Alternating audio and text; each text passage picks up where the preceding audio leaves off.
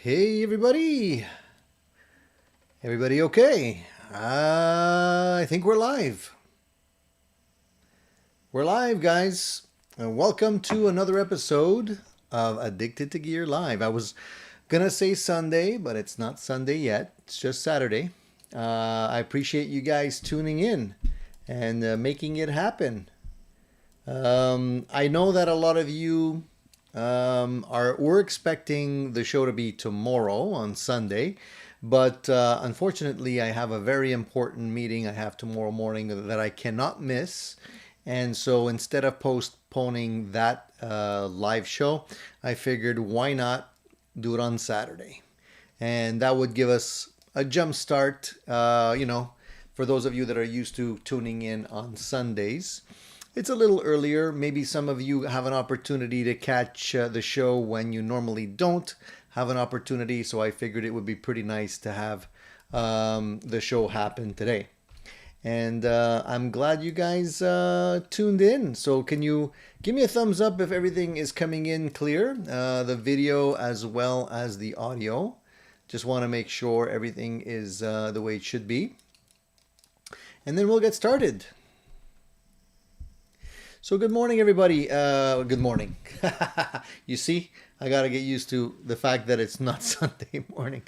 So, guys, good evening. And if you guys are sitting at home, taking it easy on this Saturday, that's a great thing. Some of you might be out. Some of the normal gang that's normally here on the weekend on Sunday might be not here today because maybe they have, a hot date or something happening with friends. But for those of you that are tuning in, thank you for tuning in. Let's say hi to the guys that are here. So Fat Philosopher's here. He says, new time, lucky I caught this.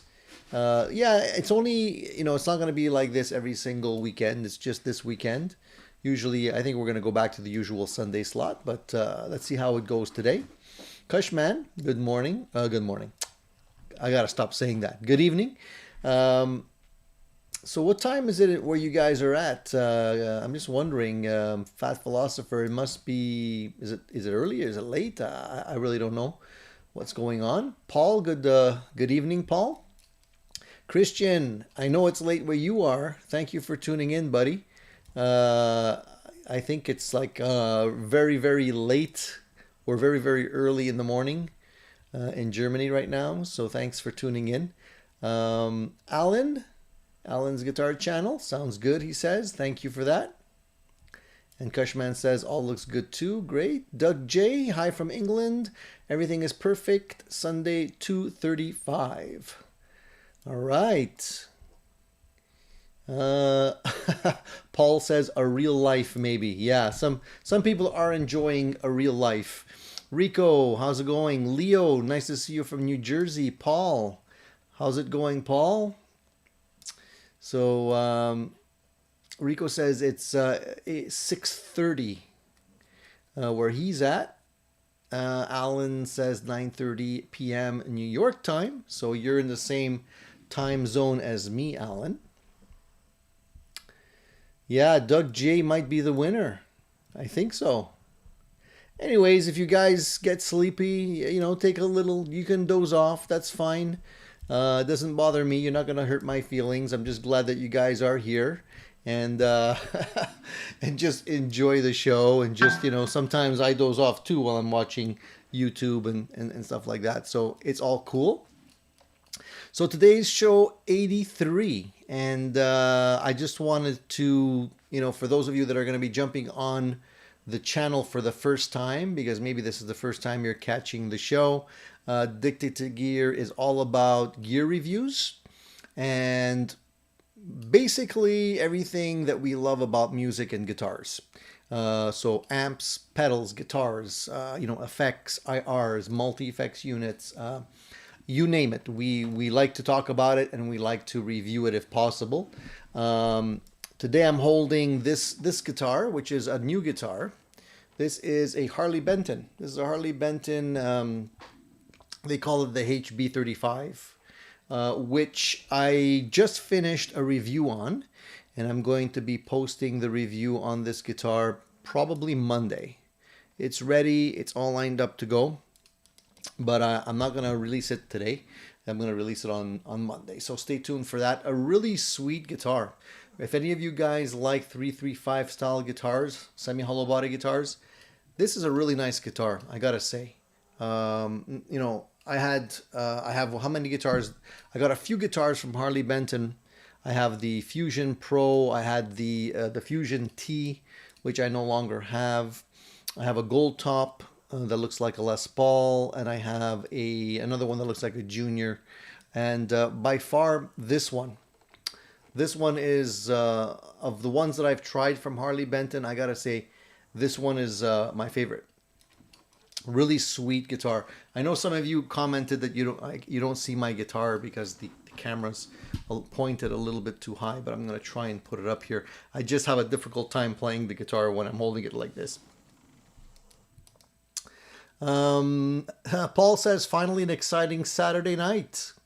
Come on, Paul. I'm sure you guys, you know, have better ways of spending your Saturday nights than just relying on me for your excitement. I hope. Hey, Leo, how's it going? Cool Tunes Made Easy. What's this surprise? So I guess a lot of you guys didn't get the notification that I sent out saying that the show would be today or tonight as opposed to Sunday. But that's okay. I guess people are trickling in now, and that's fine.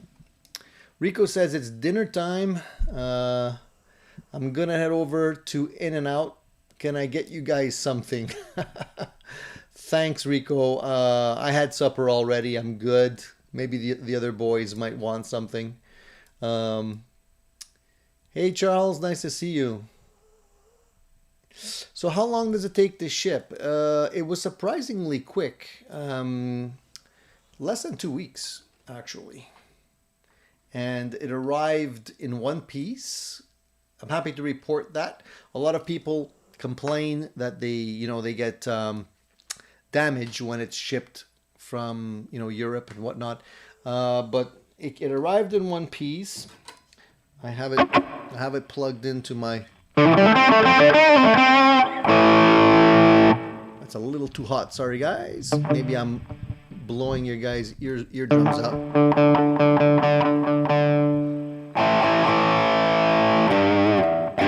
Let me just. I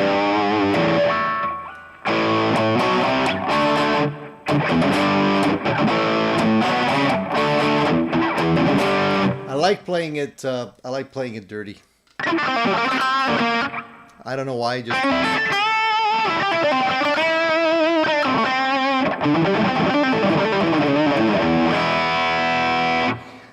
I like the sound of the guitar. The hollow body is really great because it does give you so much resonance compared to other guitars. And that's one thing that I really like about the hollow body experience is that you feel the body vibrate, especially when you're playing it with an amp in a room really cranked up loud. You can actually feel the body of the guitar, and it just gives you a little bit more sustain. I like the Harley Benton. I like it a lot. I just, the pickups, I always knock the pickups on Harley Benton. I gotta say the pickups are not bad. These are still the same Roswell pickups that they normally put in most of their guitars. I like the bridge pickup. I find the neck pickup is a little bit too woolly for me, but maybe it's because I didn't actually set it up yet. It's really pretty much out of the box the way I got it. That's how I wanted to do the review. And I didn't want to mess with it, so I can give you guys sort of the rundown on what you get right out of the box. So I didn't change anything. I didn't play with the relief on the neck or, work on the frets or anything like that or, adjust intonation. It really is the way the guitar is out of the box, and the neck pickup is maybe a little bit too high. So I'm going to dial it back down and should be a little bit better. And eventually I'll do a full setup, but honestly, that was one of the things that surprised me about this guitar. There's not much to set up. I thought for sure, the neck relief would be off, maybe the strings would be high, or the nut would be improperly cut or something like that. Happy to report that this is a really, really nice guitar. Either I got really lucky, or the quality control team there is stepping up the game. So I'm happy to see that. So if you guys are looking forward to possibly getting one of these guitars, then you might want to check out that review that's going to be posted in a little in a little while. So just be patient for that. So let's see here. Cushman said he ordered pizza. So what did you order, Cushman? Is that an all dressed cheese? What are you getting on your pizza?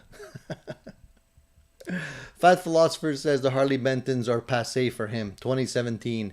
I'm happy to say though that this particular model, they actually made some nice improvements, in my opinion, over what you would get with a typical a Gibson. And again, I'm not going to spoil it for you, but you can watch the review and you can see what I mean. Cool Tune said he missed it. Where's this guitar from? This is a Harley Benton. This is Harley Benton HB35. Yeah, the red does look good, and I gotta say that it even has like some flame in it. You can't really see it here. Maybe in a bit if I turn it towards the light, but the light is not that great here. But there's a little bit of flame in the top as well. It's hard to see right here, but trust me, it's there. So I'm pretty happy with the guitar overall. Charles says Cushman, New York City, lemon, pepper, chicken, fresh green beans, and mushrooms. Everybody's hungry. Everybody's talking about dinner and food and pizza. Oh, well, I ate, so I'm good. I had something to drink here, and that's it.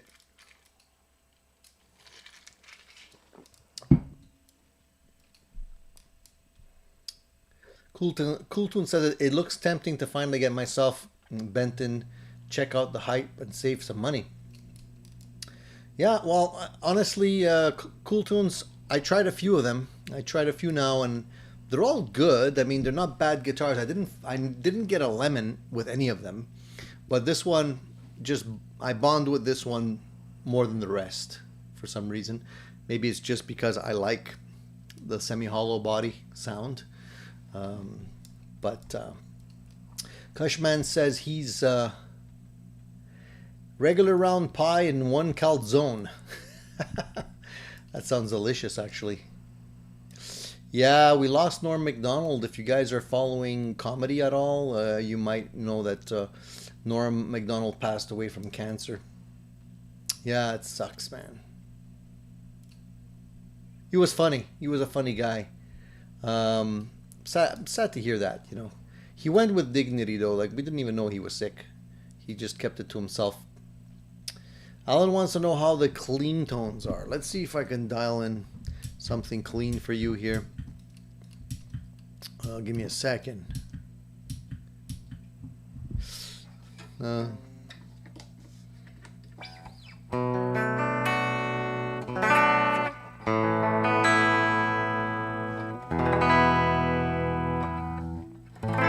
Pretty nice and full.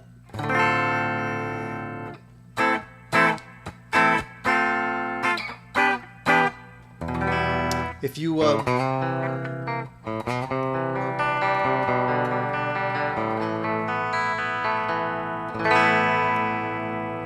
and if you want to hear the neck,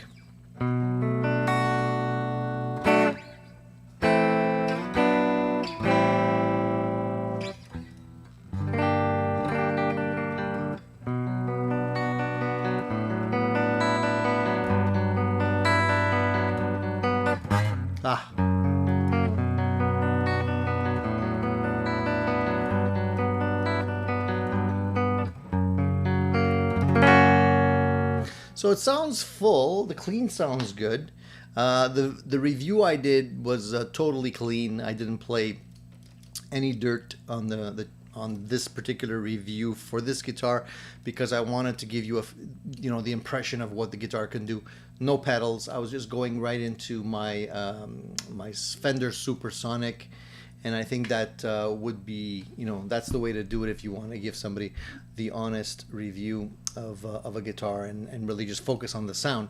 It's extremely hard to get into it when you're playing strictly clean without any pedals, no effects or anything like that. I find it very hard to do that because it's dry, But I tried my best to give you the impression of what the guitar can do.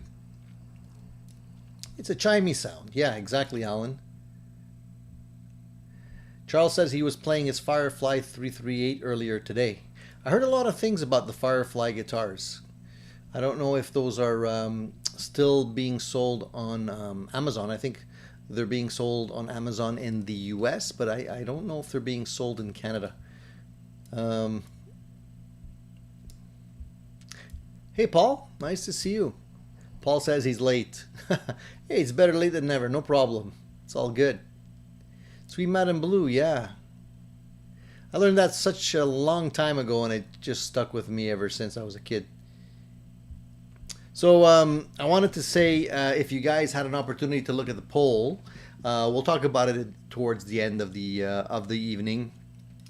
But basically, the poll question was, how long do you give it before you give up on learning a song or something new on guitar? You know, if you're learning something challenging and you're trying to learn how to play something, like for example, I was for the longest time trying to learn how to play Eruption.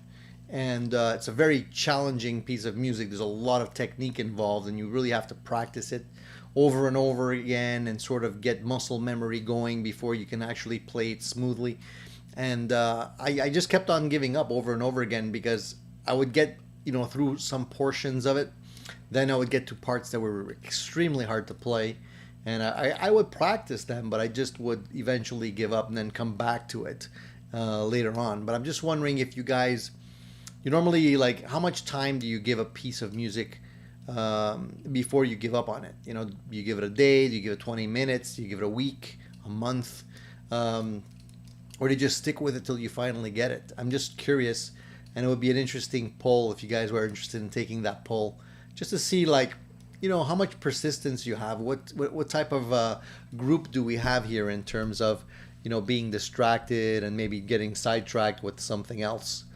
So it's there if you want it, and we'll talk about it. We'll talk about results of the poll later on. Cushman says never give up. Well, if you listen to Steve Vai, that's his theory. He got into music a long time ago, and I was watching one of his live video sessions that he had.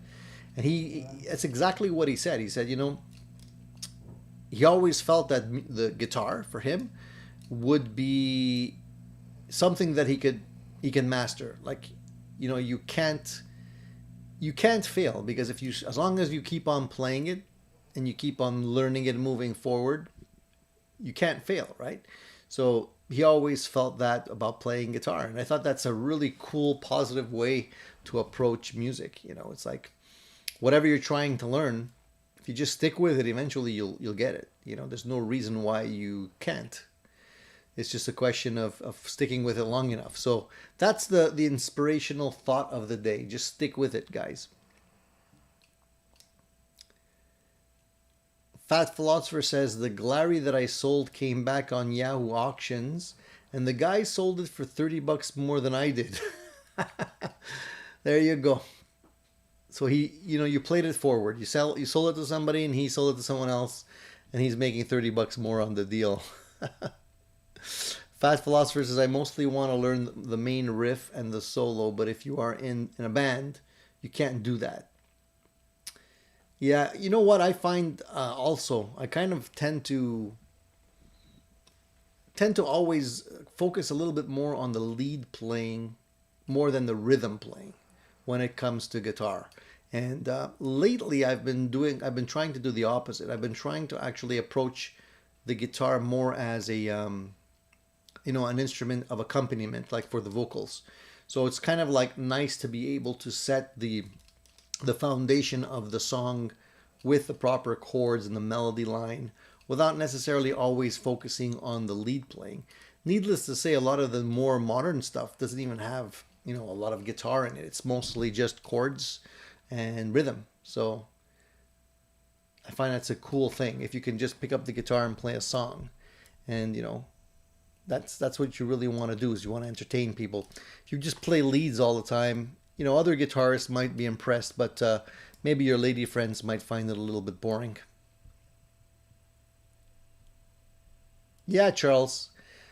I like taking chord progressions from my favorite songs and seeing what else I can do with them. That's a good way of sort of breaking down the music, sort of figuring out what how they structured the chords in that particular song, figure out the key, figure out the chord structure, and that'll kind of open up a lot of things for you, especially if you're trying to write your own music, to sort of be able to better understand what chords fit the melody lines.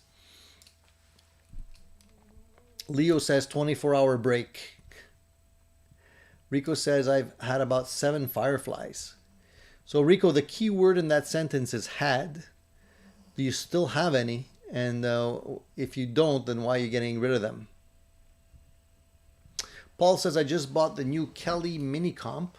Then Nuix vintage analog delay showed up using the reissue Panasonic chips. Killer, best pedal this year. A steal at $60. The vintage analog delay from Nuix. I'm wondering if I had that one in the past. I know they had a version, if I'm not mistaken, of it was sort of like their version of the Music Man. Not the Music Man, the Memory Man. So I was trying to get my hands on that, but I couldn't get it.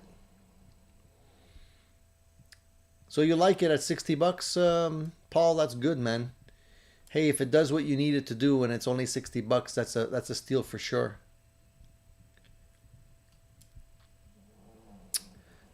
My dog's snoring in the background, guys, so just ignore her. The guitar becomes part of you in your own style. When you play other styles, you become a part of them. Some of yourself, but a piece of their sound. Very deep, Jesse. Very deep. I like that. You know what? I was watching earlier this week. There was a really nice video that Joe Bonamassa put out. He was having a conversation with none other than Dweezil Zappa, and it caught my attention because I like both those players. I really admire, Joe Bonamassa's style. I like a lot of Frank Zappa's music, and Dweezil Zappa's been sort of carrying the torch for his dad. He's been, extending the music in a live situation and getting more people exposed to the Zappa stuff. And they had a really interesting video where they were chatting together, and it was part of Nerdville. Nerdville is basically what Joe Bonamassa calls his home base. It's called Nerdville. And they were talking together in that a really nice, honest, open conversation about the challenges that they have, especially now when with COVID, a lot of musicians were not able to play live anymore.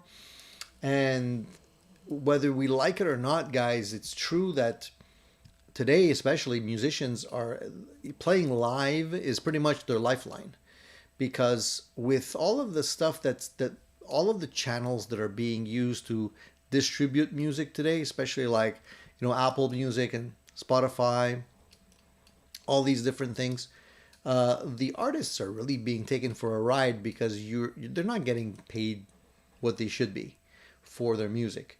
They're actually being paid, and Dweezil put it perfectly. They're getting paid nano pennies, fractions of a penny every time someone streams their music.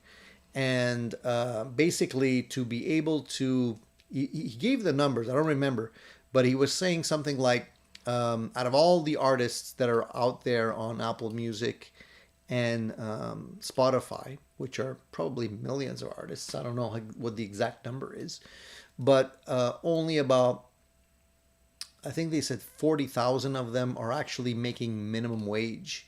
The rest are making less than that, unless you're, of course, like Beyonce or some superstar like Lady Gaga or something like that. That's a whole different league. But for these guys, they're probably not even making minimum wage, on a yearly basis. I'm talking now from their music. So automatically people assume that just because you're a big name and you're famous and you know how to play the guitar, that you're automatically a millionaire. I'm not saying these guys don't have money, but they're definitely not being paid what the effort is worth.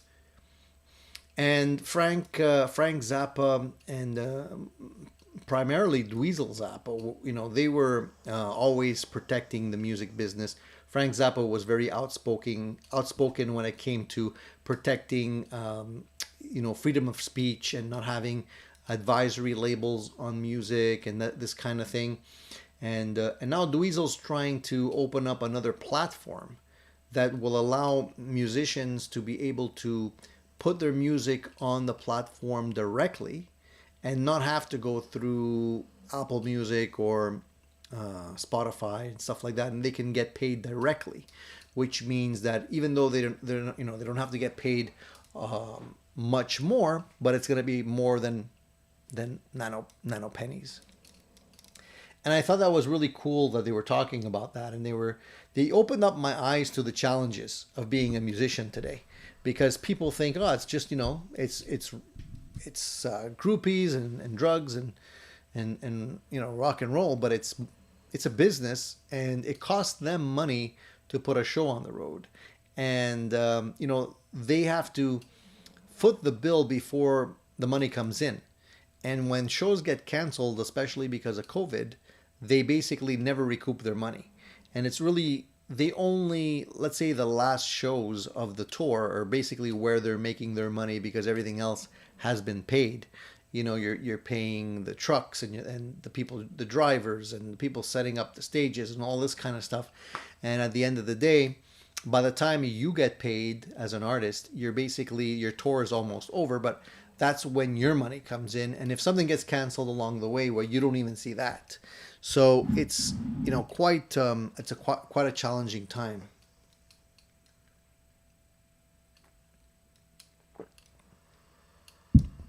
Fat Philosopher says, I'm the only millionaire guitarist that he knows. Yeah, I wish, Fat. I wish that was true. Um, but anyways, if you guys are interested in checking that out, I thought it was really cool. There was a lot of information. At one point, Dweezil was even talking about, you know, his relationship with Eddie Van Halen. And the cool thing also was that I didn't realize this, but Joe Bonamassa started playing guitar when he was 4. Because at one point, Dweezil asked him, I don't know when you got into music, but, I got into music when I was about 13 or something, he said. And Joe Bonamassa responded with, he was 4 when he got into it, which is amazing if you think about it. So he's been doing this for a long time. I remember seeing some video of Joe Bonamassa when he was still a pudgy little kid. And he was playing with some bands already, and he was already very good. So it just goes to show that if you stick with it long enough, then you can definitely do it. So guys, let me know if any of you have picked up some new gear besides Paul, which Paul says that the analog delay that he picked up is the clone of the ancient Ibanez AD80, same chips, even printed the same color. There's a video comparing them. So if you guys are interested in getting like that analog delay, something vintagey, check out the one from NuX. I don't know if I'm gonna be picking up another delay. I have the ones I like. I got myself a TC Electronic, the flashback, and it's pretty nice because you can load a whole bunch of tone prints and stuff like that in it. So I don't feel like I need another one because I can get a lot of different sounds. But if any of you are looking at getting something for not too much money, $60 for the NuX vintage analog delay is not bad. I'll check it out. I'll see if there's any cool video reviews on that, and just out of curiosity, who knows, I might end up picking one anyways, who knows. I say no, but sometimes the brain says yes. The funny thing about Joe Rico is that a lot of people don't like him. There's a lot of hate around Joe when he's talking about gear and all that kind of stuff. I don't know if it's jealousy, if just people feel jealous because he's got such a great collection of guitars and amps and all that kind of stuff. And, he's able to afford like the cream of the crop of guitars and amps. But I find that there's a lot of people that just the Joe haters, you know. So I don't know if it's just jealousy or what, because he seems to come off like a decent guy. Doesn't seem to be, you know, arrogant or anything like that. He does what he does, and that's it. Daryl says, "How do you like the Harley Benton? I have the black one. Stuck a Bigsby B7 on it, almost the same price of the guitar. Who cares? I love it." Well, I did. You know, I don't like Bigsby Bigsby's on my hollow bodies. But this guitar, like I said earlier, is my favorite of the bunch so far from Harley Benton, and it's really fun to play.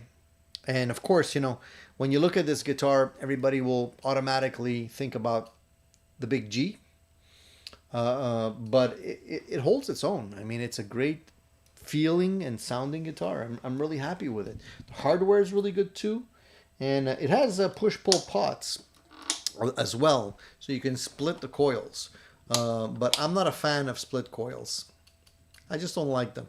They sound amoebic to me. You know, like when you split a coil, you get a nice fat humbucker sound, and then you split it, and it becomes very like weak and thin. I don't know. I don't really need that. You know, if I want to play a single coil, I'll grab a Strat or I'll grab a Telecaster. You know, if I have humbuckers, I just want to play them with the humbucker tones. But it's nice to be able to split them if ever you do, you know, want to just take one guitar for whatever reason. So I hope that answers your question.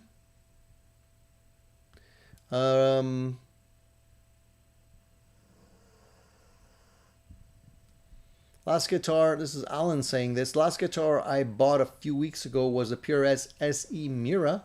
Great guitar, got a good deal on it. Did you buy that from a local seller, or did you get that on Reverb or eBay? Where did you find that deal, Alan?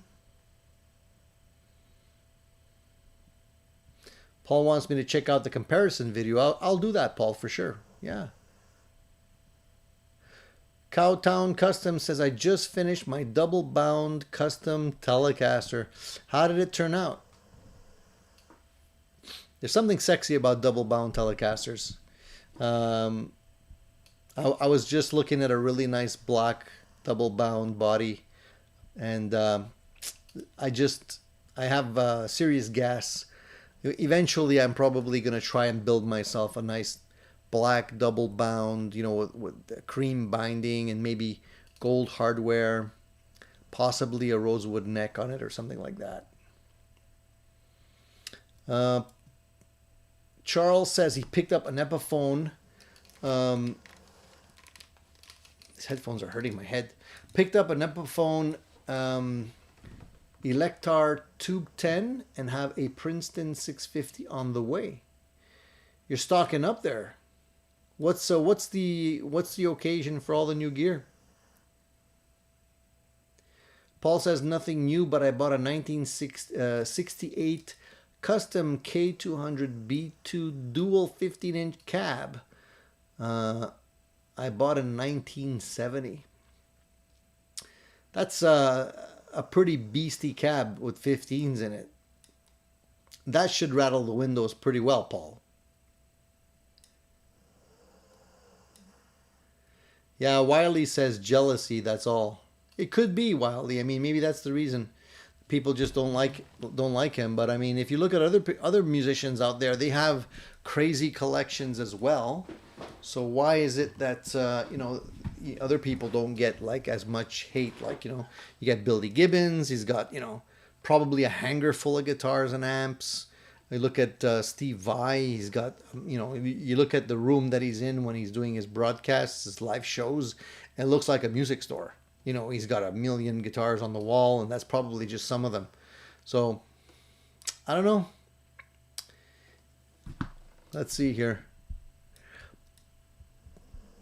Alan says Reverb. He bought it off Reverb, $525, free shipping, not a scratch or ding on it, practically brand new. That's great, man.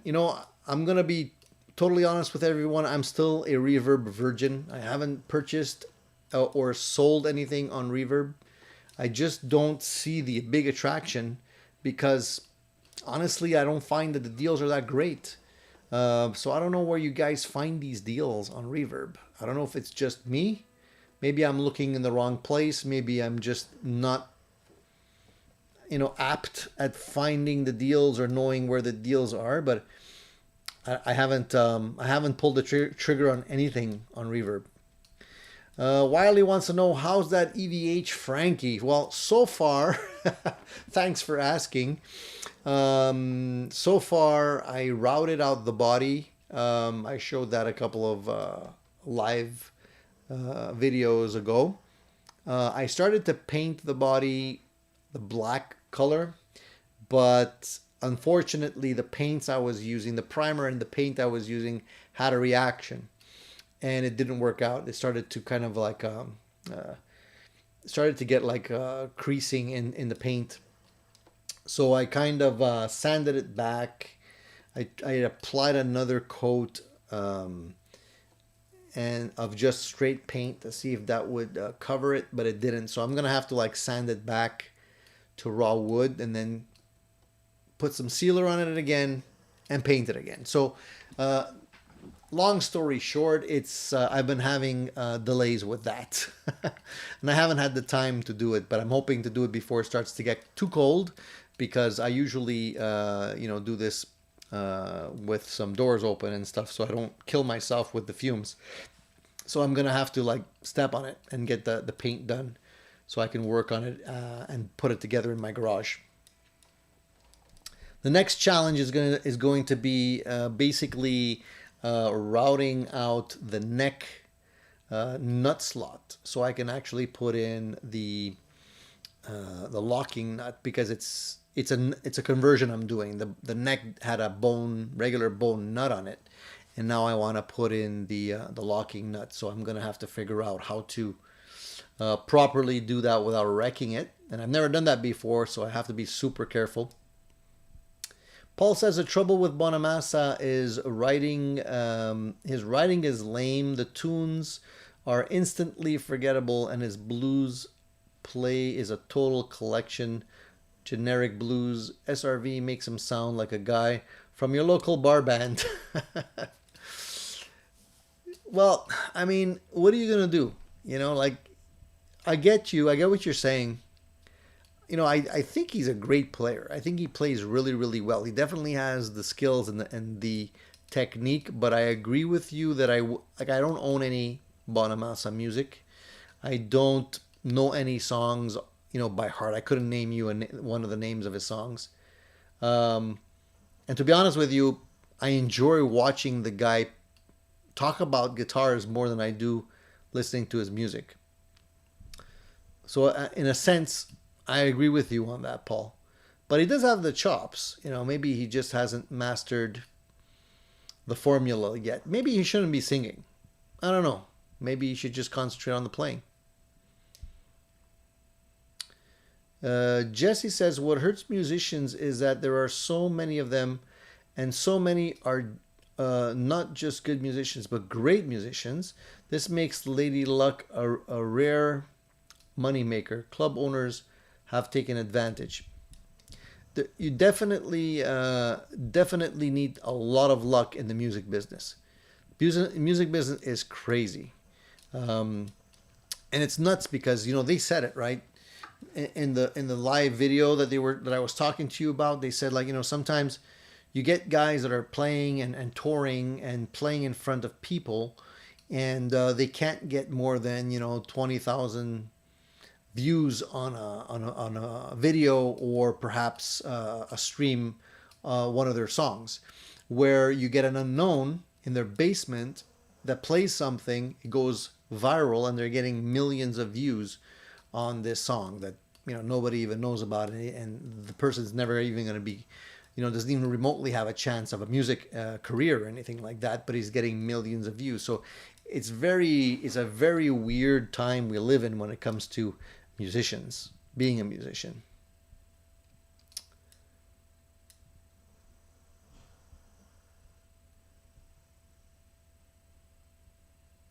So Cowtown says it's a 3-tone sunburst rosewood neck that I put aged clay dots in. 60s Brandon wound pickups. That's gonna be sweet, man. You know, I love hearing about Telecasters. I just love Telecasters.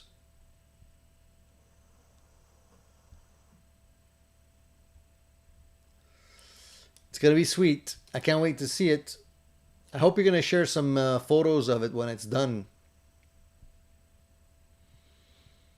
Says it plays and sounds great. I sanded the old paint off. Another body that will be a Keef Telecaster. Leo says he's gotten some decent deals on Reverb, but eBay is a better return policy if someone sells you a lemon. Well, yeah, I think overall eBay with especially if you pay with PayPal, you're you're a little bit more protected than maybe on Reverb. I'm not sure because I can't really talk about Reverb. I haven't had the need to file a claim or anything like that. Freddy Guitar Fanatic says, "Woohoo! Caught you live at a reasonable time in Oz." Well, thank you, Freddy. Thank you for joining. This is probably this is part of the reason why I did it tonight instead of Sunday morning. Hopefully, get some other people's eyeballs to enjoy what we're talking about here.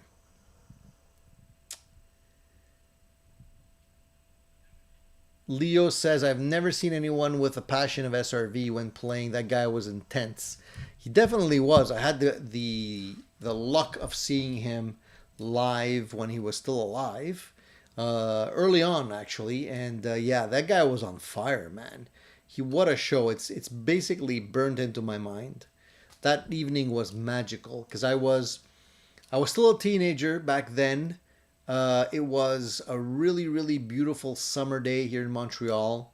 It was the weather was perfect. I remember it because the event he was playing at was the local amusement park that we have here, and it was a beautiful evening. The show started at I think it was 10:15 or 10:30 because they had all summer long they had artists performing I think it was every Saturday at this amusement park.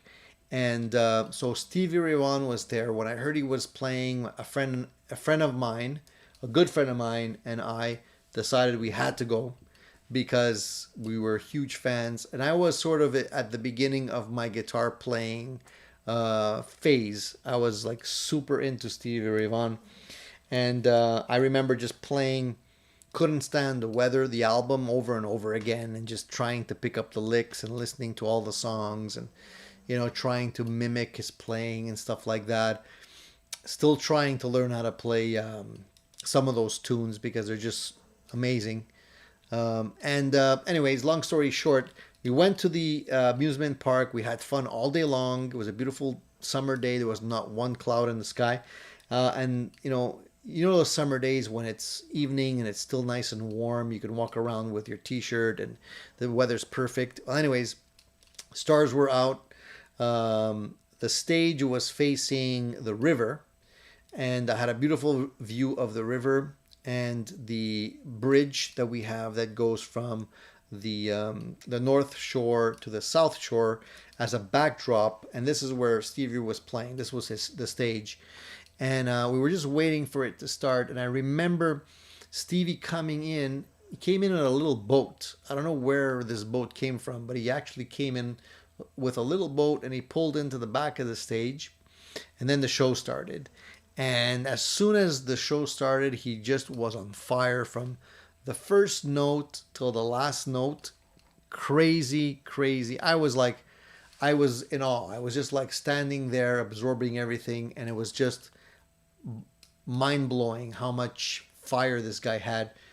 I remember he was playing with his teeth. He was playing the guitar behind his back. At one point, he was even strumming the guitar with his feet. He was holding it, and he was just like jumping and like kicking the strings with his cowboy boots. And I'm like, this guitar is gonna break into a million pieces. This was his number one, and yeah, just amazing, amazing, and I couldn't believe it. And we still talk about that concert today. There's so many years later. We just like when we see each other, we're like, "Do you remember that Stevie Ray Vaughan concert?" Like, yeah. And I actually found some video, bootleg video floating around YouTube of that show. It was the clip wasn't good. It wasn't recorded very well or anything like that. But it just like I was thrilled to be able to find something from that particular show, and it's amazing. It was just like, wow, Stevie was something else. Sorry for that long-winded tangent, but I'm passionate about Stevie Ray Vaughan, so when it comes to him, I got to talk about it. Rock Producer 28 says, "What do you think about Peter Thorne plugin?" I can't really comment on that. Unfortunately, I haven't tried it. I know Pete Thorne. He's got good taste in music and sound. So if he's coming out with a plugin of some sort, then I'm sure it's gonna sound great. But I couldn't tell you because I'm not up to speed on what that is exactly. Leo says, "I got a Frankie a couple of months ago. Love it after a proper setup." So you bought one. Is this one of the ones that Fender's putting out, or did you buy this from someone else? Is this like a Partcaster type Frankie? Just wondering what it is. I know there's a couple of people that have told me that they've purchased the ones from Fender, and they weren't impressed. I don't know which one they're talking about though, because now they have the new one, the one that is made in Mexico, and it's kind of like relict, and then they had the previous one. I'm not sure which one they were referring to, but they were saying that one of those they weren't impressed with. Cowtown's Custom says, "I did just order a new Firefly SG. Nice deal, 169 plus shipping." And Hanover Green says, "Greets, man. First time watching you. Best regards." Hey, thank you. Thanks for joining us. Theus is here. Your honest opinion on the head rush.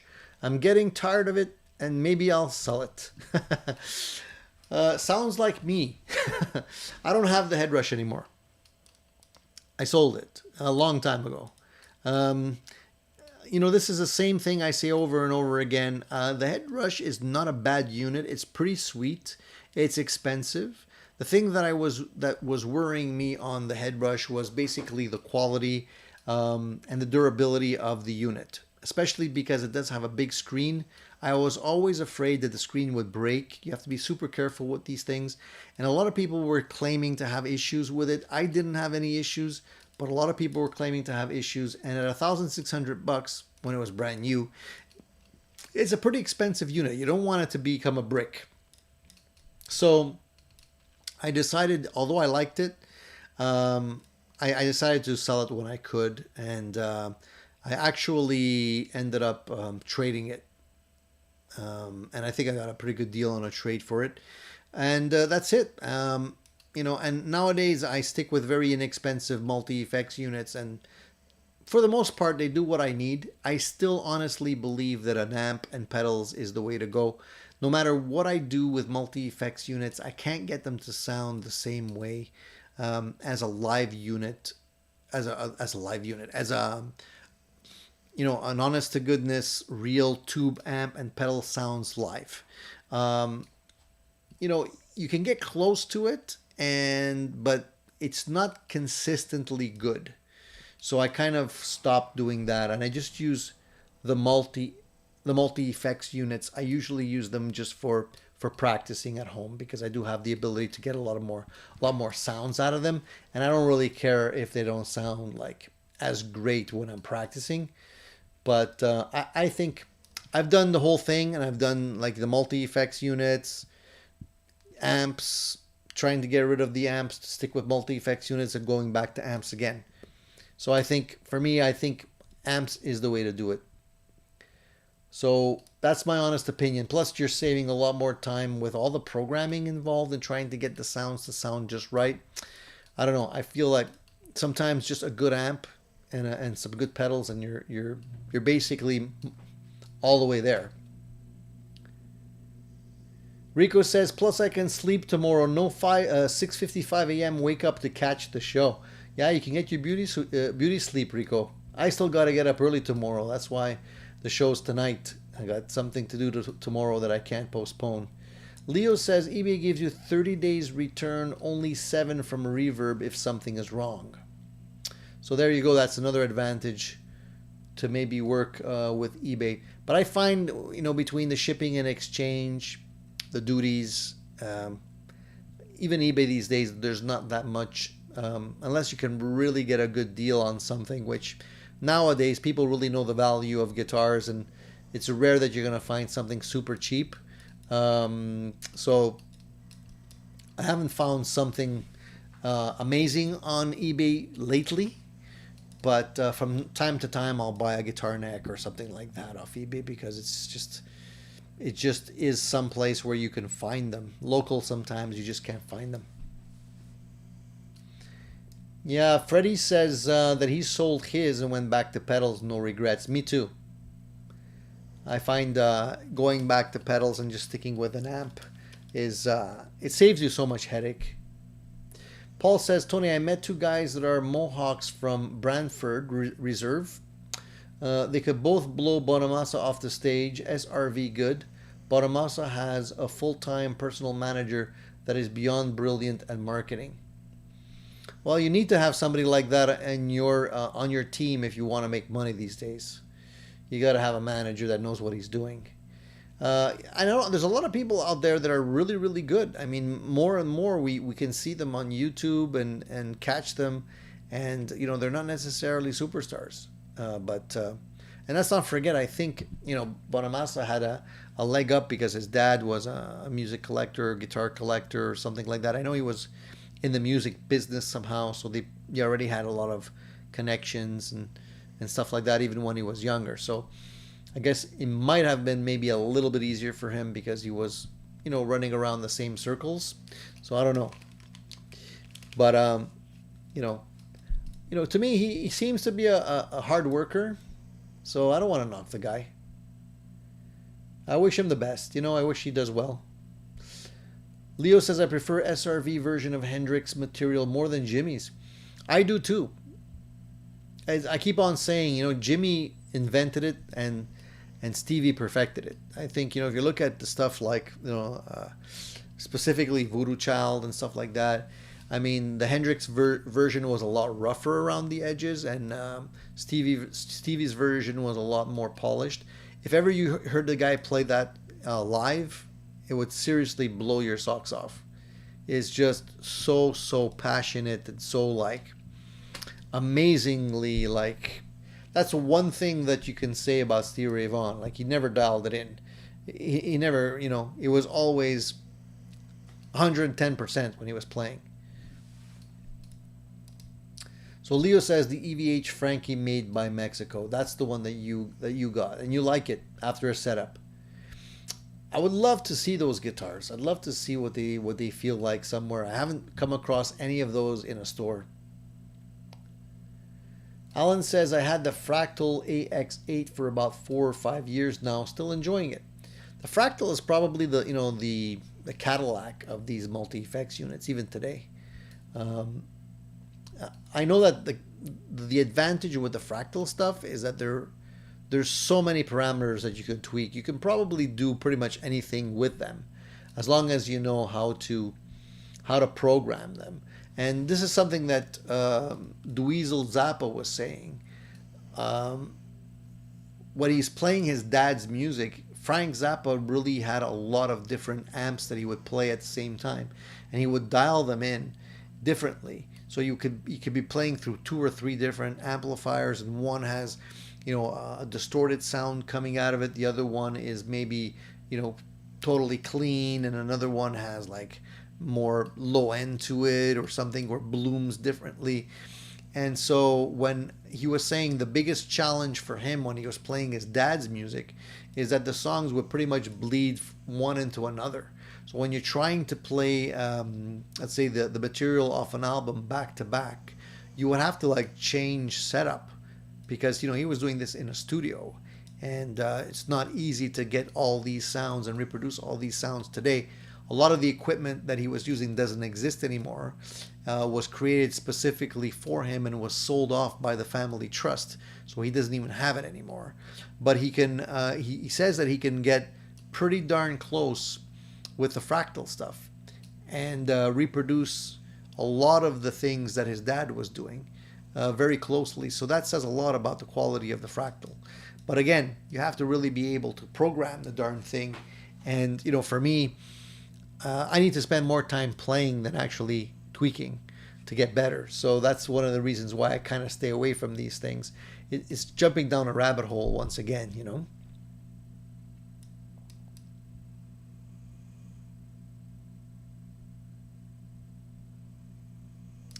Rico says, Tony, if you remember photos I sent back my Relic EVH Frankie Floyd was installed 1/4 inch off center.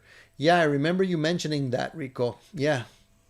It's crazy that that would happen. 1/4 inch off center. Like, I understand maybe being like further back or not back enough, far back enough, but off center. Yeah, that's crazy. And that's not easy to fix once it's drilled. So I would do exactly the same thing and send it back. Yeah. I wonder how that got through. Leo says, yeah, a lot of issues with the 2019-2020 models bridge placement. Think they finally got it right with the 2021 models.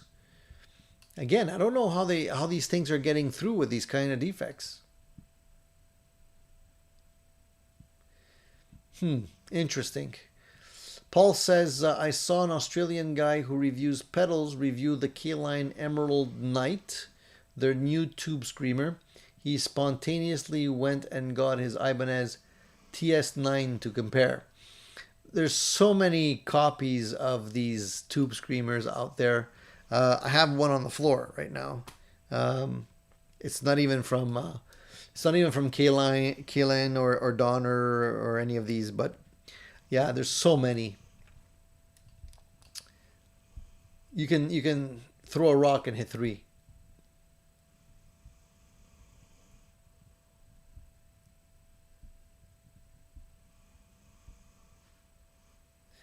Then Paul says, oops, part 2. The guy's jaw hit the floor. There is zero difference. I got one, $29 USD, free shipping. I have, you know, there's the, where is it? The Behringer. I don't know where it is. Anyways, Behringer makes one too. And I've seen videos of that one as well, where you look at, they were comparing the original tube screamer with that one, and really there's not much difference. So there's a whole bunch of these out there. So yeah, if anybody is looking for a tube screamer, you don't necessarily have to find a vintage one. You can probably get a lot of these modern knockoffs that are going to be pretty darn close. So check out one of these if you guys are interested as well. Leo says, after a proper setup and installing the 71/4 and screw, eyes, yes, love it. Neck is fantastic. That's one thing about, you know, the Road Worn series, and I believe these are kind of made kind of, you know, in the same type of process. The necks on the Road Worn do feel really great. So it wouldn't surprise me that these would have a really great neck also.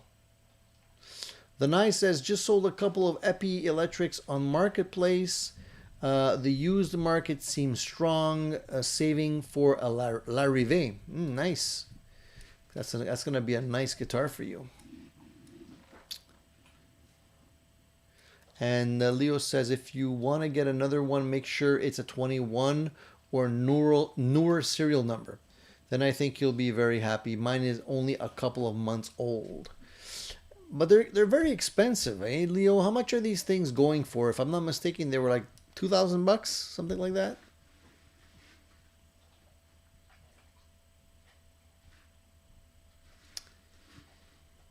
Yeah, they're pretty darn expensive. I don't know. I mean, that's why I want to just build my own, because I figured I I know how to do it, and I can get pretty close. I think it would be a fun project for me because it would like teach me how to relic things a little bit more.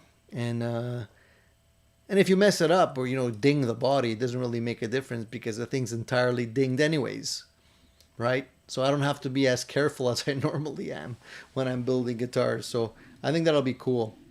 I'll keep you posted when that starts to take shape a little bit more. I'm waiting for some goodies to arrive to finish up a couple of other guitars. I ordered some stuff off of Stuart McDonald. I don't know if you guys ever buy anything from him, from this company, but they have a lot of great stuff. They have basically everything you could possibly ever want and more when it comes to guitar parts and guitar building. The only thing is that they really gouge on the prices and they really gouge on the shipping. I ordered just a couple of little things and it cost me $60 with shipping. And you would be amazed if I told you what I ordered. $60 is just ridiculous, but that's what it is. I can't get them anywhere else. I'm having a hard time finding these things here.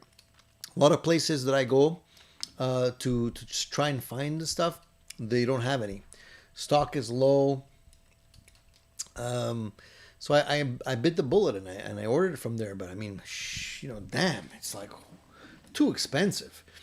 And they have great stuff though. I mean, I just saw an advertisement for what they call the Thread Detective. It's basically a whole bunch of little metal, different size threads that you can actually use to check out like the threads you need, the screws and stuff that you would need on a guitar. And it's hard to match because sometimes you're getting a guitar with parts that are American sizes, and sometimes they're metric, sometimes they're mixed. So for example, if I need a replacement toggle switch knob here, toggle switch little plastic nib, well, what size is that? I don't know. But they have little gauges that you can use to measure all these things and make sure you order the right one, which I thought fantastic. That's something that I would need, because I'm constantly looking for parts on my guitar. Sometimes you don't know when you're ordering off eBay or something like that what type of screw you need, and you want to make sure not to order the wrong one, otherwise it's useless. $60 for this thing. More than $60 if I'm not mistaken. That's 60 US plus shipping. And I think the shipping, if you want to get it the same week, is like $30 here in Canada. So you'd be paying like close to $100 for this thing. It's ridiculous. I mean, this thing shouldn't cost more than $20, So it's a shame because, I'd definitely be a customer if things were more affordable. But they're just like, can't do it. You want the quality to be good, and I'm sure the stuff that they sell is good because the stuff that I bought from them was always good, but you're paying a premium, man.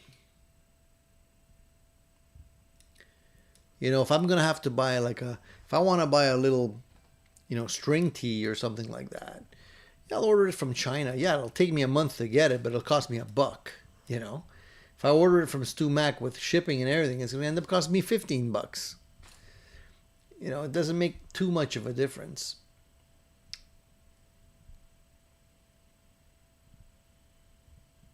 Anyways, I'm venting. So Leo says, snagged my 21 Frankie for $1,500, including free shipping and a free Roadrunner gig bag. I got very lucky. Well, I guess maybe, I'm not really sure, but maybe there'll be more popping up on the used market and see, eventually maybe the price will come down a little bit. And these are the type of guitars that even if they're used, who cares, right? Because like I said, if they're dinged or scratched or, worn in certain areas, it just makes them look better. I bought a pretty old road-worn Strat that I love, and it was like over 10 years old when I bought it. I bought it used, right? So at that point, was it really a fake old guitar because you know, it's 10 years older. And I've had it now for probably at least another 5 or 6 years. So it's like 15 years that I've had it, or. So it's anyway. I'm rambling, guys. I'm rambling, but I like the road worn stuff. So, Cushman says, "Vent away, Tony." I don't like it getting ripped off. I really don't. So, if I can find a better place to get something for cheaper, same quality, I don't care. I don't need to have a name on it. Um, Yeah, you can get a membership and shipping is free or cheaper, but then you're still paying for the membership. It's kind of the same idea, like what Amazon is doing with Amazon Prime. Thing is, then you have a tendency to order everything from them, but I still feel that the price on their regular products is still pretty expensive. If you look, you can probably find stuff equivalent to what they're selling elsewhere. And most of the stuff, guys, if you're building guitars, you can probably make yourself. You don't necessarily need like every single gadget that they come out with because, you know, you don't always need that. So you can save your money and get something else or make it yourself. Chris says, "Yeah, I'm in New Zealand, and when buying guitar parts, the shipping can cost more than the part." Yeah, and nobody likes that, right? That's why I tend to buy local whenever I can. I scour the used market as much as I can. Things pop up on a regular basis, things like tuners, um, pickups, of course, sometimes bridges. Whenever I see something that is good quality and a decent price, I just snag it up because I know eventually I'm going to probably use it.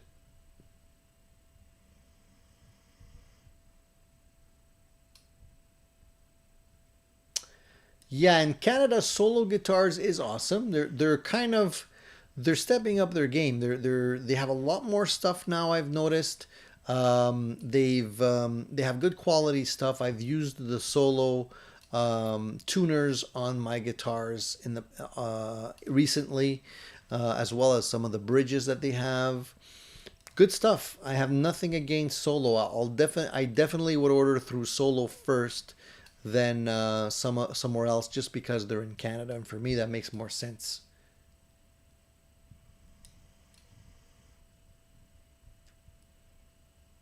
Rico says, "I just saw another one go for around $1,500 or so, but it went quick. If you have time and patience to keep checking eBay Reverb, you will be able to snag a new Frankie for about 1,500 bucks. It's still a lot of money. 1,005 is not, it's not cheap, but I understand that it's, something that is a little hard to make yourself. I know because I'm trying to do it right now. But I think after, when I'm done mine, it's not even going to cost me, like, honestly, with everything, paint, the body, the pickup, and the Floyd, um, it won't even cost me 600 bucks. And that's because I'm also somebody gracefully decided to send me the Floyd. But other than that, I mean, it's not going to cost me that much. It's mostly time and effort and in the paint job and all that stuff. But you could easily build what I'm building if you have to buy everything, including the Floyd. I'm gonna say between you could probably build one for under $800, depending on where you get your parts from.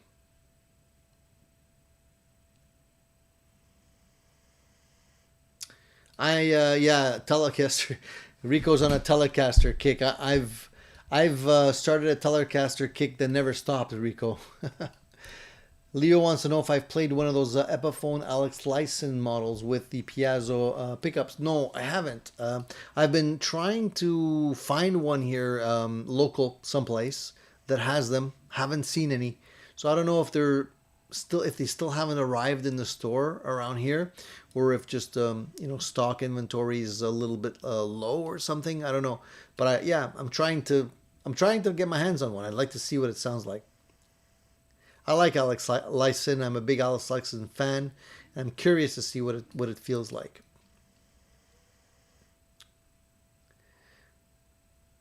Cushman says I got my eyes on an RO right now.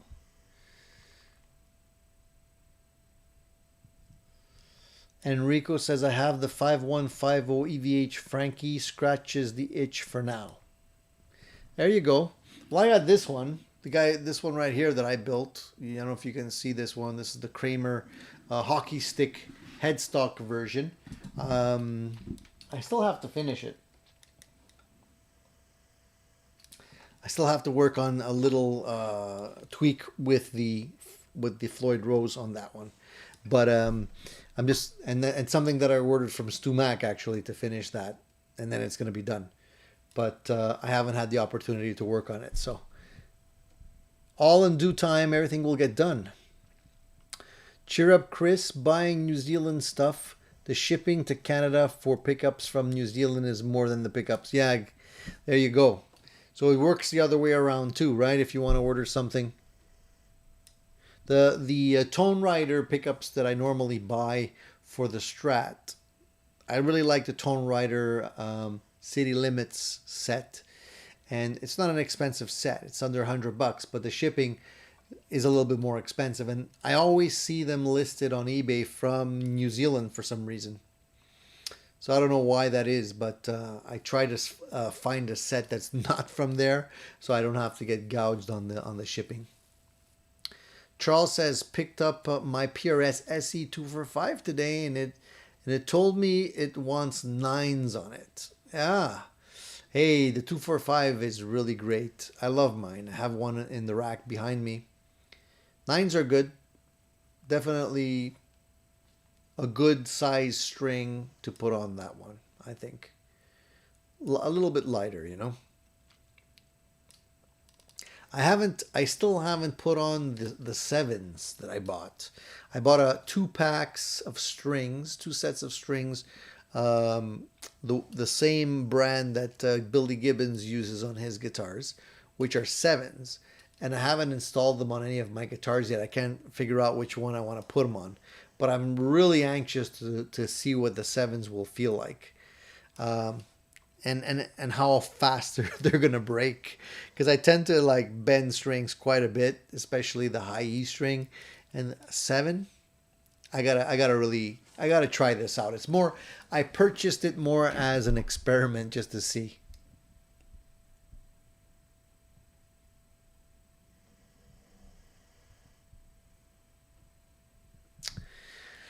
Oh man, well, Leo says I've also heard of bridge placement issues with the Lifeson Epiphone first run. Also, better to wait for the next run later this year or the 2022 models. What the hell's going on with this? They forgot how to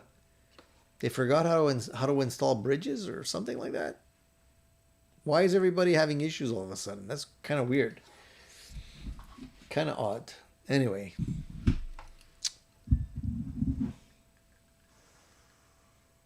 You think I should put him on a hardtail?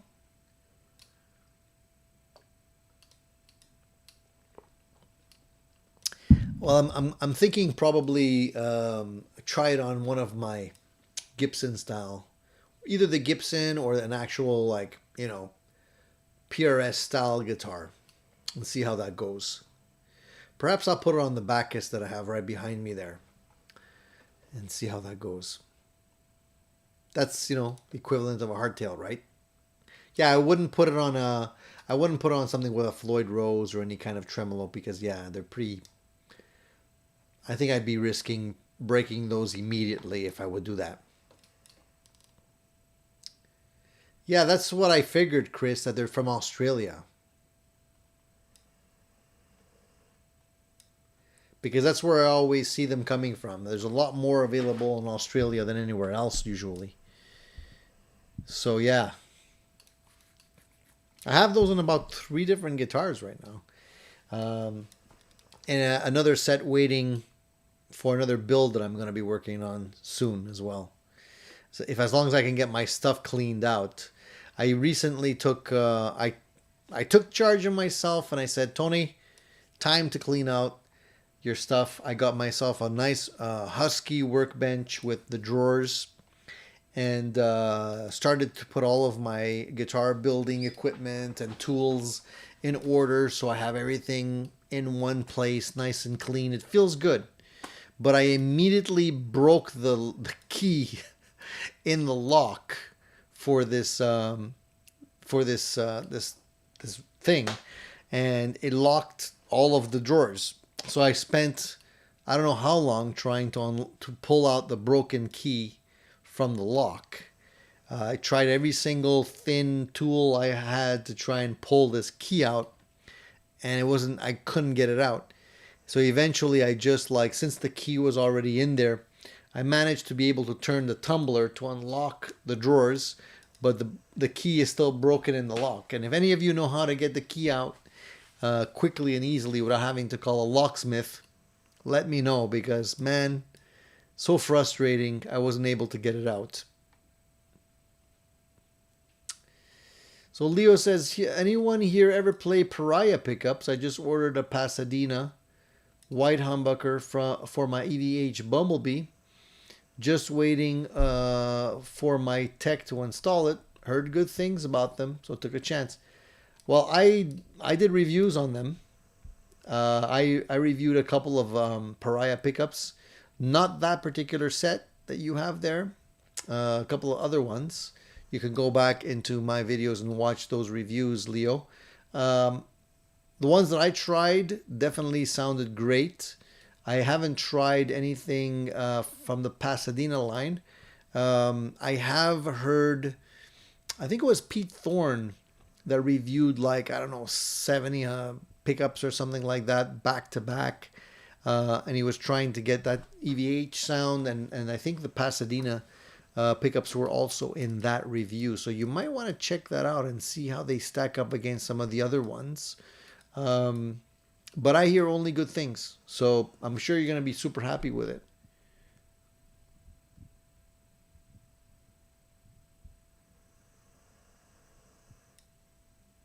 Ha! Rico says, I'm jealous. I'm about to paint an old Wolfgang Indonesian black and white. Tony has me motivated to paint. Yeah, Rico, it's a lot of fun. Got to be careful. It doesn't always turn out great, but it's definitely a learning experience.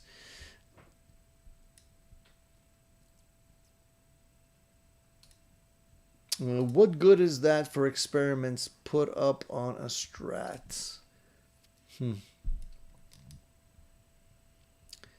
Leo says he loves the black striped Strat Tony has. Looks awesome. Yeah, it's in there. Let me grab it. I haven't played that one in a while. Let me just grab that one. I'm curious to see after some time if the neck shifted or anything. I haven't played it in a while. One sec.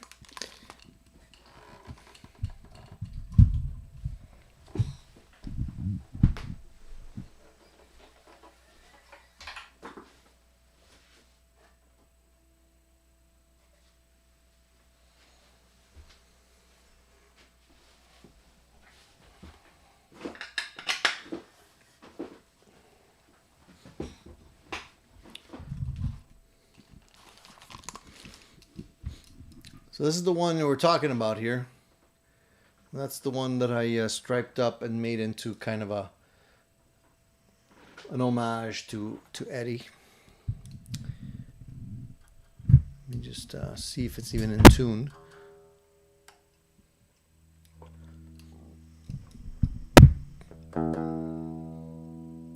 Definitely out of tune. I haven't played it in a while.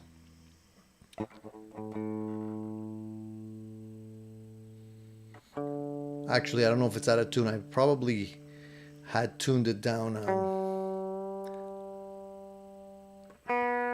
because Eddie, always tuned his guitar down. So I think that's what I ended up doing.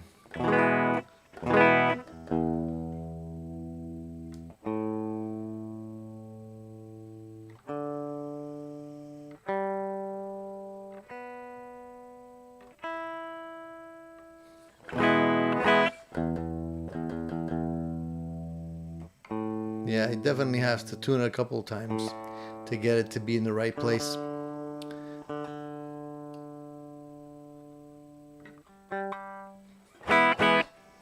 So let's see here. What do I have?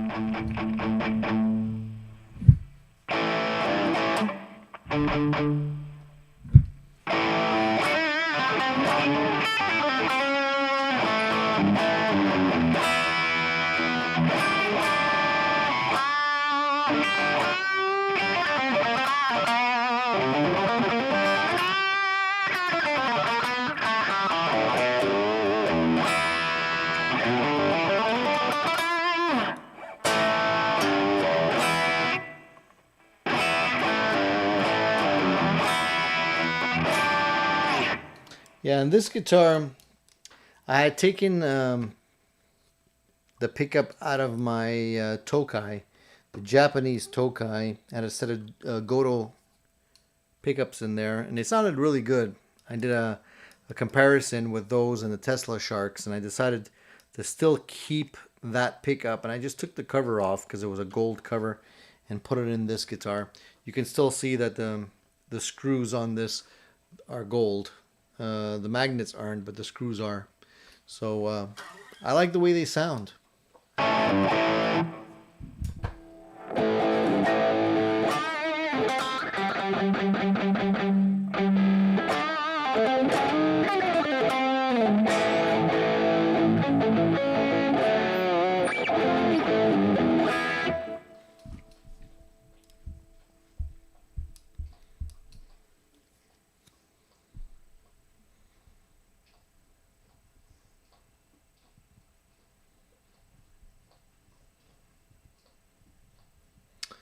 Chris Hunter says my Glenn's pickups are amazing, handmade stuff, and he is one of the nicest guys ever, Mr. Glenn.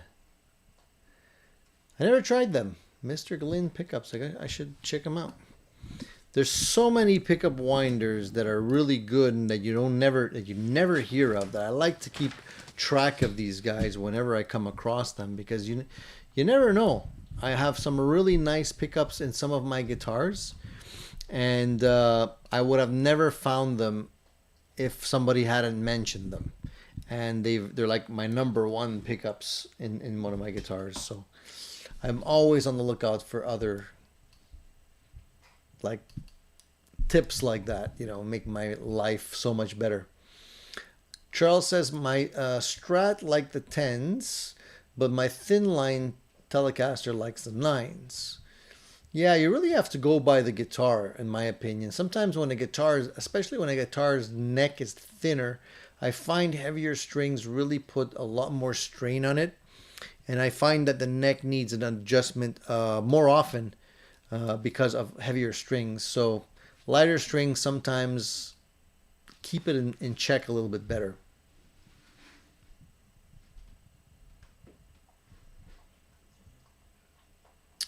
Leo says, yeah, I think Caleb from Nerd Halen uses that pickup in one of his guitars. Yeah. Tony, YouTube must have a hack for that key. Yeah, I looked the night, I checked out a whole bunch of stuff.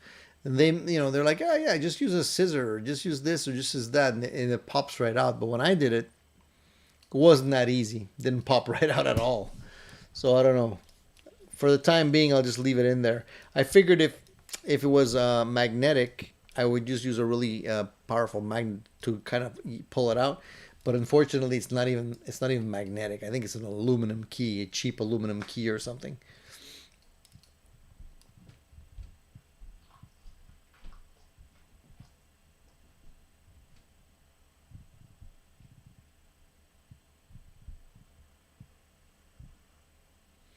Chris wants to know if I've tried the Tone Rider Generator Humbucker.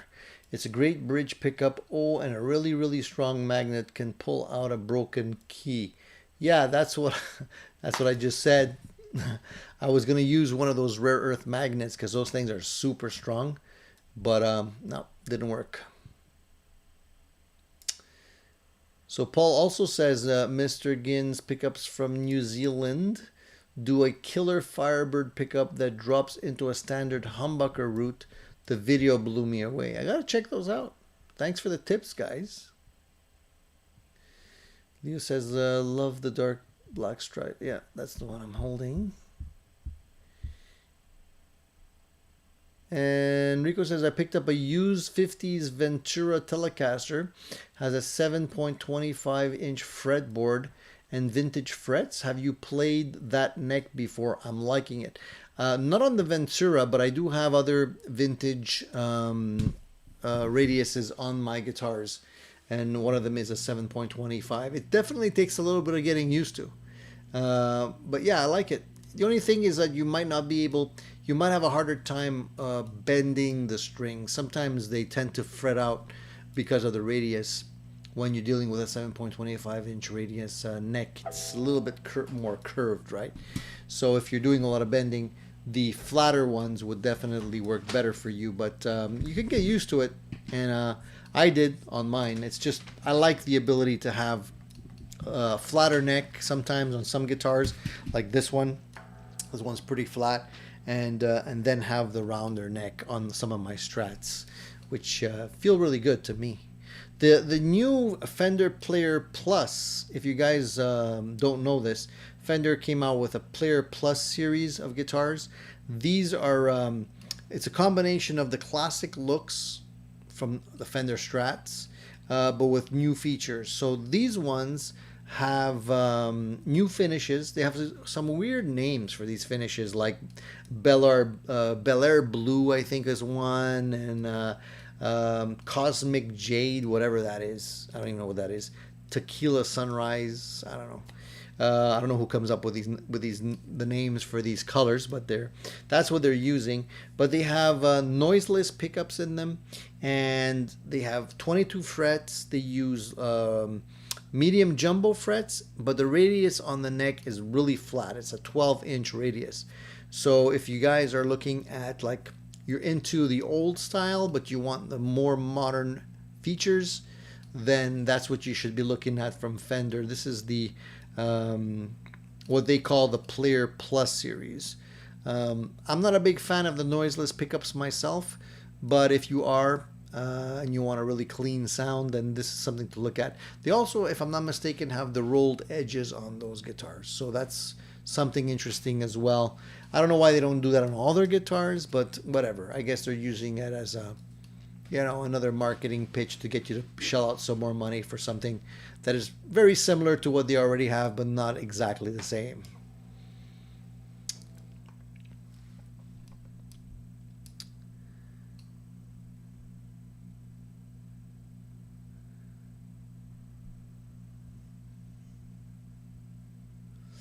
Yeah, that's the last case scenario is to remove the whole lock module eventually, if I have to, Sean. That's something eventually I can probably do. I don't want to go that route because it's more of a hassle, but I might have to. We'll see.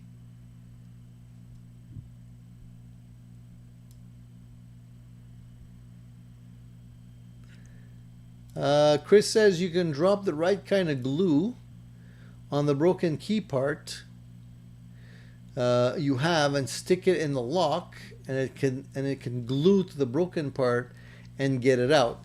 Yeah, I thought about doing that. Unfortunately, I felt that maybe I would get like glue in the actual tumbler and then I'd just make a bigger mess. I could perhaps use some kind of epoxy glue or even super glue or something like that and just gently pull it out. I might try that. We'll see. But I don't think super glue would work on aluminum, but maybe there is something that I can use for that. It's something that I'm going to work on eventually, but for the time being, as long as I can get to my tools and open up my drawers, that's fine. Eventually I'll figure it out. Kevin says, just picked up a custom shop 50s double Esquire blonde, has four-way selector switch on it and loving it. Wow, congratulations, man. That sounds like a sweet guitar. Ah, probably you probably have a hard time putting that one down, don't you? Lucky man. Leo says, I have a Fender Japan Aerodyne bass with 7.25 radius. Love it. Best bass neck radius I've ever played. I think it would feel better on a bass. Come to think of it. Yeah, I think basses maybe benefit from more of a radius. Hmm. Interesting. I should ask some of my bass player friends about that. See if they what they think about it. By the way, I was ranting a couple of Sundays ago that Gibson seems to be releasing a whole bunch of like signature series now. I guess this is their latest tactic when it comes to selling us more of the same stuff but for a higher price. They actually released some news that they're going to be releasing the BB King Lucille model, but it's going to be in their Epiphone line. So I'm interested. I'm interested in seeing how much more expensive these Epiphone BB King models will be. I have to hand it to Gibson. They're definitely finding new ways to upsell us and basically sell us the same stuff, change the paint job and minor stuff on the guitar, and ask for another extra $1,000 on it. So they're releasing signature models of everything right now. I think this is the latest kick, and I don't think it's going to be the last one. I think we're going to be seeing a lot more signature models coming out. Am I interested in buying a signature, BB King Epiphone? Not really. But anyways, we'll see what they're like once they're out. I'm curious. I'm always willing to try one out and give it the benefit of the doubt. But I know already that the prices are going to be crazy on these things. So I just hate being taken advantage of. And I just feel this is another way that they're doing that. But hey, just wanted to let you know in case you're interested. Sometimes you can freeze spray, trying just to freeze the broken key part to shrink it. Interesting, yeah. It's really tight. I mean, the keys, there's not a whole lot of room to squeeze anything in there. I know you can even buy these specific key extractors that you can get that locksmiths use, but even those are just, basically what they are, just like it's a barbed wire. It looks like almost like a guitar string, but it has like little barbs on it. And somebody actually recommended just taking a hacksaw blade, a very fine hacksaw blade with the teeth, and you can slip it in between the key and just pull it out. But there's not enough room even to do that. It's a super tight key. So I'll have to figure that one out. If I figure it out, I'll let you guys know for sure.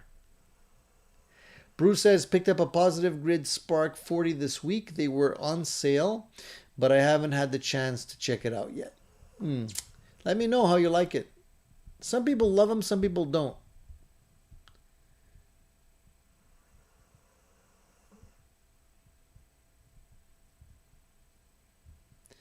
Kevin says, Jerry Cantrell model, very pricey, $8,000. Yeah, I saw that, Kevin. Super crazy, honestly. I'm not going to spend the price of a used car to buy a guitar. But they're going to try. There'll be a couple of people buying those for sure, but not me. Unfortunately, don't have that kind of scratch lying around. Leo says, so there's someone here in New Jersey, Craigslist, selling the same dark color striped EVH Strat as yours, but they want like $1,750 for it. Think it was made by Guitar Guts. Interesting. So maybe I should put this one on Craigslist for like $1,600. What do you think? I think I'm gonna hang on to it. One of my favorite parts, my favorite things about this guitar, is it's made out of Paulownia wood. It's super light.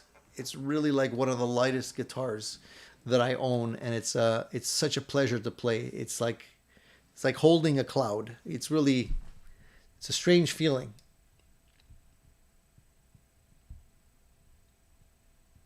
Yeah, you're right, Alan. Jerry is known more for his G&L guitars. It's true. Yep.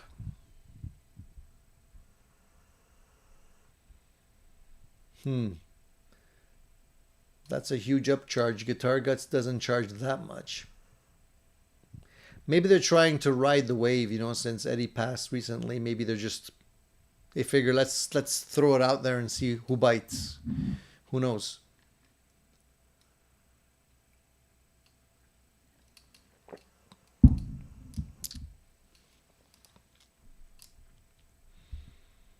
Interesting what we find if we look hard enough. I haven't come across any cool gear on in my end of my neck of the woods. The only thing that I saw that was really a little enticing was um, the other Black Magic amp, which somebody was selling for about $1,500 Canadian. Um, I like the Supro stuff. I used to have one. Um, not the Black Magic. I had another one.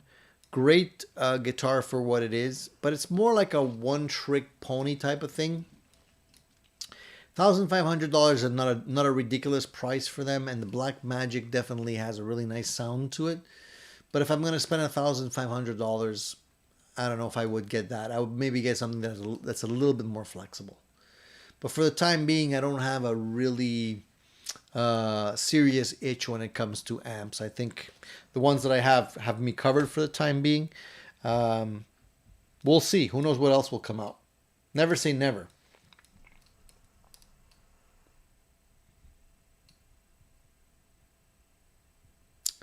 Kevin says, "What Friedman amp is that you have?" I have a JJ Junior 20 watt combo. The Friedman I have is the Dirty Shirley 40. That's what that is. The JJ is pretty nice too, though. I haven't tried the Junior, but 20 watts is great. 40 is loud. My 40 water is loud, but it's such a great amp.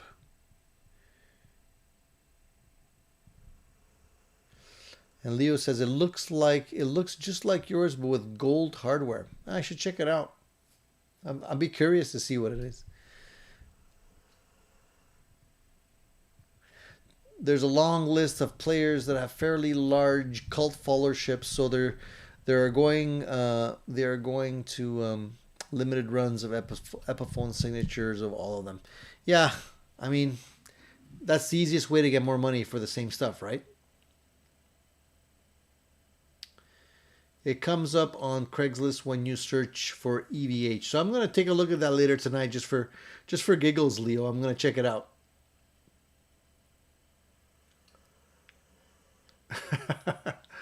Why not?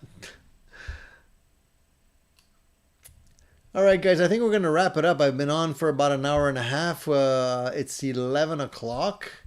I'm not used to the evening shift. I think I'm getting sleepy.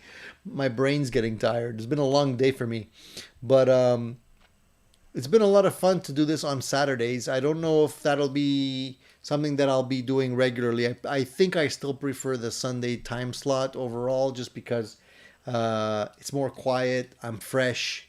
I get started, the day with the live session. It kickstarts my day, and I think it's something that I look forward to. I hope you guys do too. But definitely, it's nice to have some new faces. And if you guys are new and you don't usually have you don't usually catch me on Sunday, please try and come to the Sunday live stream, which won't happen tomorrow, guys. It'll happen next Sunday. But I'd be super happy to see everyone that's here at the next Sunday thing. Cushman says, I have a Fender Super 60 all tube. It's freaking loud. Fender is definitely loud. It's super loud. I don't know why it is, but if you have a 40 watt Fender guitar amp or something like that, or a 60 watt amp, forget it, man. Bruce says, had a chance to play around with the quad cortex this week. Sound wise, I don't think that it blows away anything on the market, but the interface is killer. I've been curious about those quad cortexes. Yeah, they're getting a lot of attention.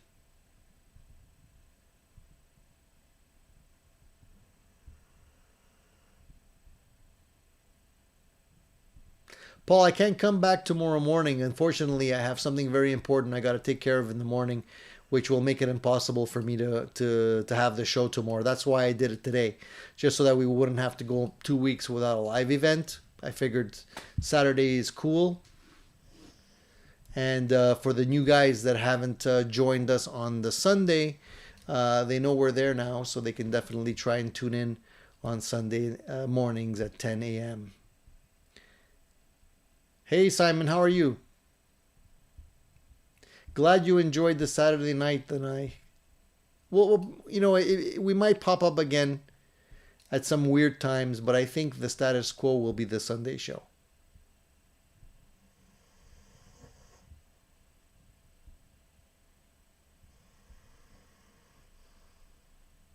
Thanks, Fat Philosopher. I'm glad you like it as well.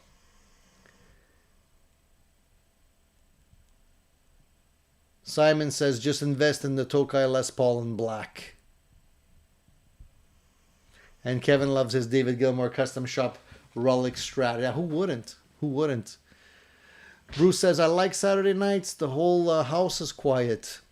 That's rare for me, though, unfortunately, Bruce. Usually my house is not quiet during Saturdays at night. So Sundays, everybody's still sleeping.